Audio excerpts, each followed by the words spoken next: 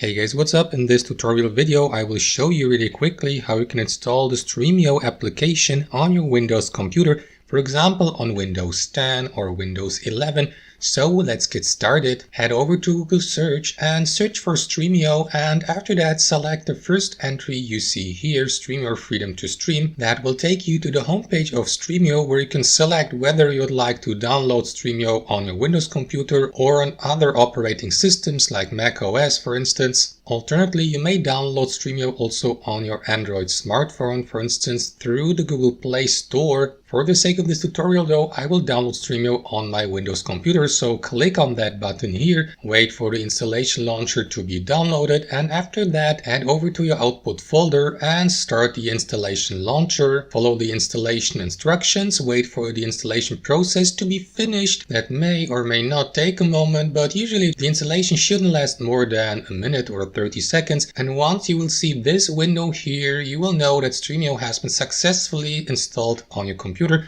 so that you can run it or add a desktop shortcut if you like by clicking on that button here, finish. And that's basically it guys. Thanks for watching and have a wonderful day.